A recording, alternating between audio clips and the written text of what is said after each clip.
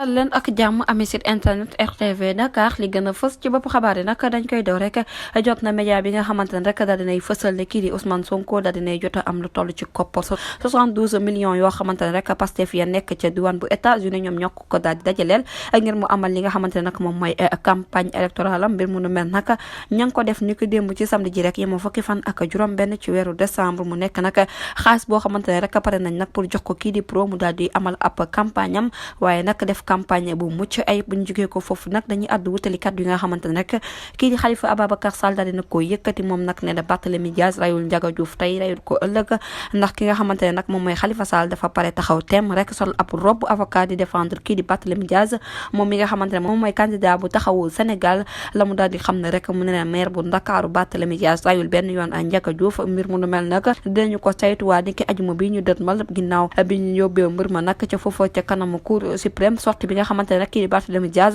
daal dina koy def ni ki démb ci aljuma ji kii di Khalifa Sall nag jamono ji daal dinay ñëw rek jàppale ko ci moomule mbir nee na maire bu Ndakaaru bi nekkul raykatu nit bay ray kii di Ndiaga Diouf ba tey rek la mu daal di xamle moo di ne nag kii di Barthélémy Dias jamono ji dina ko défendre dafa défendre boppam rek te kum ci nekkoon ku ne rek sa bopp yow tamit da nga koy daal di défendre ndax nag jamono ji la mu daal di xam ne rek moom Khalifa Sall nee na boobu lee mbir data naak léegi fukki at ak ñett ba negani rek mbir moom mi ngi soog am lu tax rek jamono ji ñu xaar ba nga xamante ne campagne électorale bi daal dinay ubbi rek ñu daal di yëngalaat boobu des dossiers mbir mu lu mel day wane ne nag dañoo pare rek pour saboter élection présidentielle yi ba tey rek moom Khalifa Sall la mu daal di xam ne rek moo di ne dossier boobu min na ko bu yàgg xam na ni mu demee Barthélémy Dias deful benn yoon boobu lee ñaawteef waaye nag li ko métti di lenn rek lu dul justice bi nga xamante ne rek day bàyyi nag ba élection yi jublu si rek mu bëgg a yeewaat boobu lee fitna moom nag la mu daal di xam ne rek moom mi ma ngay défendre bu baax kii di Barthélémy Dias parce que nag nee na nekkul ab raykatu nit bay rey nit di kat yi nga xamante ne rek kii di Khalifa Sall daal dina koy yëkkati moom candidat